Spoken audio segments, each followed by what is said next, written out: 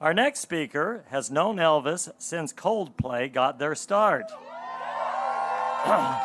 Between multiple iHeartRadio events and our speaker being a frequent guest on the Elvis Duran and the Morning Show, the two have formed a great relationship over the years.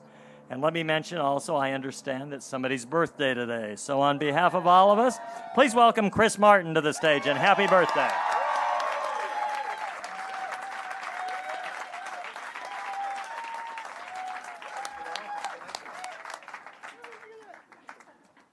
Another porn star. Hi. This is awesome. Hi, hello. We should do this with Van Nuys. I made some notes. This is my first ever speech about anybody who isn't one of my greatest, oldest friends. But Elvis, it's a pleasure to be here. I've met Elvis a few times over the years, and I think he's a very lovely man, and that's why I'm here. But I realized that as he's always doing the interviewing, I don't know very much about him. So I thought what I'd do today is just read out his Wikipedia page, which I assume is 100% accurate. Absolutely. And just hope that will pass for a speech. Elvis Duran, real name. You're really going to do this? Yeah. Real name, Elvis Beyonce Marshall Mathers Duran. Was born in McKinney, Texas, live on radio in 1914. His first words were, coming up after these messages, we got the top 10 countdown. He is 102 years old, and he's had a profound and Forrest Gump-like effect on the culture of the 20th and 21st centuries. For example, whilst traveling through Memphis in the early 50s on a male modeling tour, he accidentally stepped on some blue suede shoes of a young, aspiring singer approaching Elvis for advice. Elvis said to this kid, "What's your name?"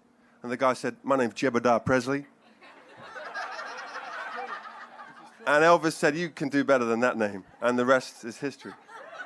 And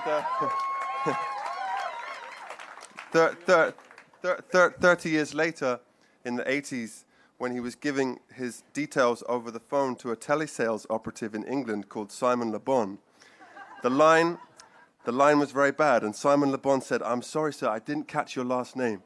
And Elvis said, "It's Duran, Duran."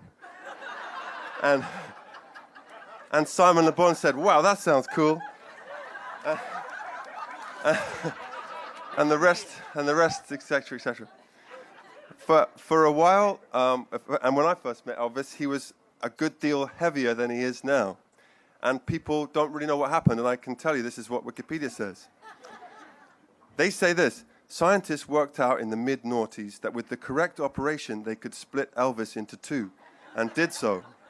Elvis 1 works here in America with Elvis Duran's Morning Show, whilst Elvis 2 has a syndicated show across Asia and the Middle East called Elvis Duran's Schöning Mo, which translates as Morning Show.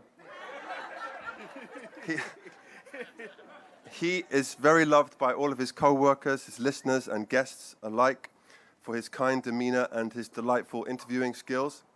And only twice has he threatened to punch someone on air in the face for looking at him weird. But 3 times he's denied Ryan Seacrest his wish for a televised cage fight, saying that he doesn't want to give Ryan a face for radio. That's what Wikipedia says. So, but I'd like to add to that I've never done this kind of thing before in my life, but when I got the email the other day, I was in Israel and Palestine, and it said, "Do you want to come and do this thing for Elvis?" And my immediate response was, that guy always shows up for us. He's done so many kind things for me and hundreds of other artists. He's a friendly voice in the morning to millions of people, and that's a very important role. You could be a real dick, and you really give people uplift and joy and grace and kindness, and that's why I'm here for you. I love you, and thank you for doing what you do. That's it from me. All right.